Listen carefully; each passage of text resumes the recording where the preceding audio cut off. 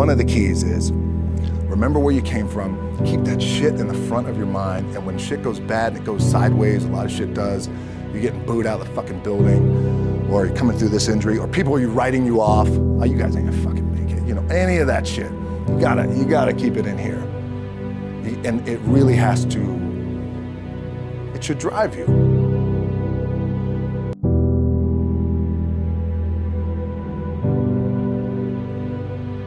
This idea and this notion that you can be anything you want, you can accomplish anything you want, right? We hear that, you've heard that from the time you were little boys. You hear that now. You're already incredibly accomplished. You can win an NBA championship, MVP of the league, you could become president, you could become governor, you could be in entertainment, you could do Charles, or you could do Shaq, you could do that, you could do whatever you want to do. You guys know that. The thing that has worked for me is to remember the hard times. So, and I'm sure you guys all have your processes, and again, I'm going to tell you what's worked for me. So before a big movie comes out, before, back in the days when I was wrestling with WWE, a WrestleMania match, anything big that would happen, I would always take a moment and I just remind myself, all right, I was evicted when I was 14. We were kicked off the island, we couldn't live in Hawaii, had no place to live. A lot of shit happened. Then when I moved to Nashville, I was arrested multiple times by the time I was 16 years old. Like, I remember that. If I were playing on this team, which my skills are, what's that term? Oh, the shits. So I never play. But before I lace up, before I get on the court, before I play in these big games, before I go to the Staples Center, where history, those are historic walls there at the Staples Center. I would remember that, and it allows me then to be present in the moment and understand, holy shit, this stuff I have around me right now, this is the shit that I dreamed of when I was a kid. I am here. I played for University of Miami, played for great teams. Warren Sapp, Ray Lewis, they were my teammates. They were balling. Warren Sapp was playing tight end that time. I was starting defensive tackle. Yeah, they moved him over to D-line. And he looked at me, he's like, yo, dude, I'm gonna take your spot. I said, you ain't taking my fucking spot. He said, I'm gonna take your spot. I said, yeah. We battled, and he took my spot. You can imagine how that fucked with me, because there goes my opportunity. He went in, switched to defensive tackle, lit the world on fire. Well, what that did, it crushed me, it crushed my dreams. I had a piss poor senior year, zero production, no NFL, no combine invite, nothing. Finally went to the CFL, Calgary Stampeders, making $250 a week Canadian. I had to send that shit home to my wife at that time. I had no money. So I remember that. When I got cut from Canada, I had $7 in my pocket. And I always tell that story.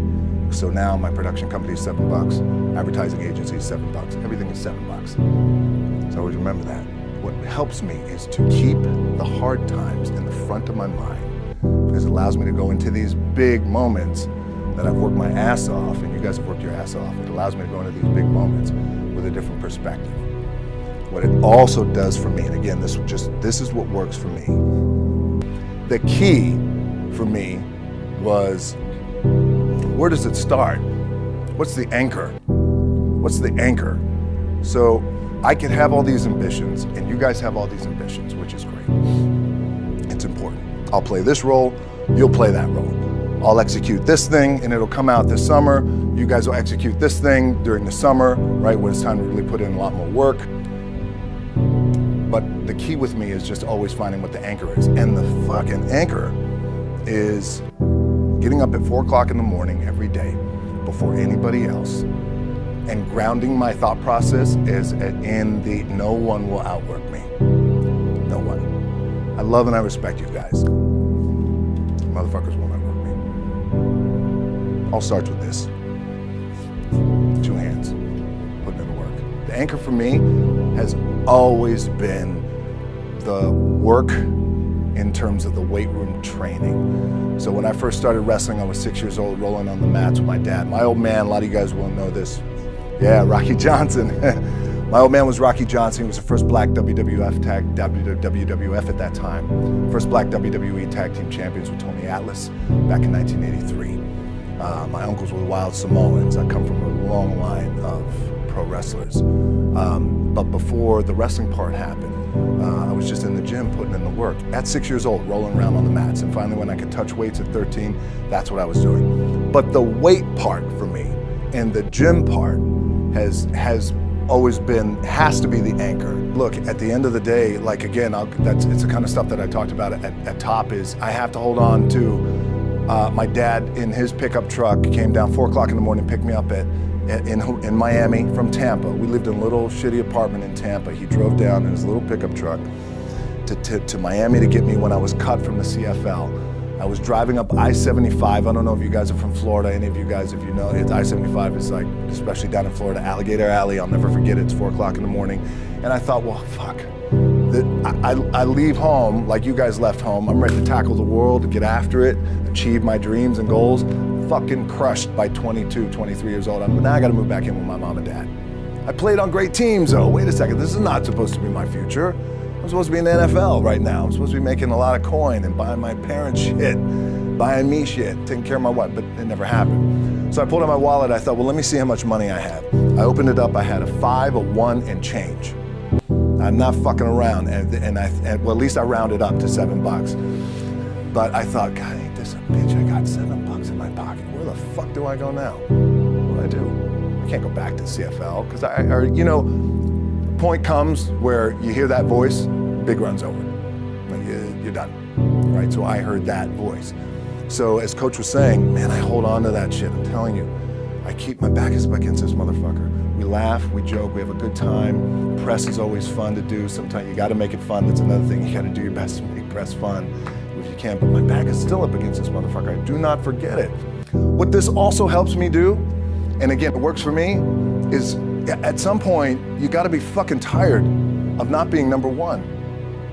You have to be, and you gotta fucking play angry. And I play angry. Now, I'm cool and calm with my approach. And when I step out on my field, which is a set, or, you know, like, there's some, and you're always gonna have haters, and haters are like, well, God damn, man, how many movies are you gonna make, or how much shit are you gonna do? Like, you do a lot of shit. I say, yes, it's my ambition.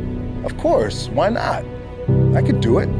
Yeah, I love what I do. And not only that, but in what world do we not work every day? It doesn't mean, it's just like you guys in the off season. You gotta work every fucking day.